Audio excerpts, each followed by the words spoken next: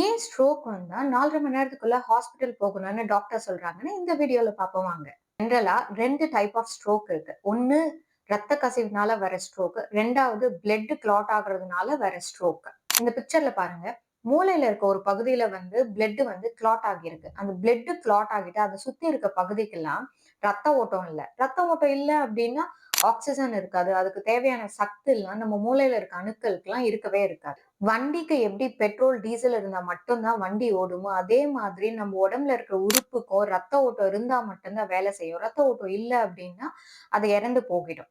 4:30 மணி நேரத்துக்குள்ள ஹாஸ்பிட்டல் போனா அந்த பிளட் கிளாட் ஆகியிருக்கிறத ஒண்ணு இன்ஜெக்ஷன் மூலியமா இல்ல சர்ஜரி தேவைப்பட்டா சர்ஜரி மூலியமா அந்த பிளட் கிளாட்டை கிளியர் பண்ணிடலாம். அந்த பிளட் கிளாட்டை கிளியர் பண்ணிட்டா பெர்மனண்டா பிரெயின் டேமேஜ் ஆகாம உடம்புல எந்த ஒரு ஊனமும் இல்லாம காப்பாத்திடலாம். அப்புறம் 4:30 மணி நேரம் கழிச்சு போனா அந்த பிளட் கிளாட்டை கரைக்கிறது ரொம்ப கஷ்டம். இன்ஜெக்ஷன் கொடுத்தாலும் சர்ஜரி பண்ணாலும் அதே மாதிரி இன்னும் டேமேஜ் அதிகமாயிட்டே போகும். யூஷுவலா யாருக்காச்சும் ஒரு மணிக்கு ஸ்ட்ரோக்குக்கான சிம்டம் அறிகுறி ஏதாவது இருக்கு. சோ எவ்வளவு சீக்கிரம் ஹாஸ்பிட்டல் போகணுமோ அவ்வளவு சீக்கிரம் போகலாம். இல்ல டாக்டர் 4:30 மணி நேரத்துக்குள்ளதான் வரணும்னு சொல்லியிருக்காங்க. சோ இன்னும் 3 மணி நேரம் எக்ஸ்ட்ரா இருக்கு. கேலண்டர்ல பார்த்தா இப்ப ராகு காலம் யமகண்டம் இருக்கு. இன்னும் 2 மணி நேரம் கழிச்சு போகலாம். அதுக்குள்ள ஹாஸ்பிட்டல் ரீச் ஆயிடலாம்னு நினைச்சீங்கன்னா ஒண்ணும் பண்ண முடியாது.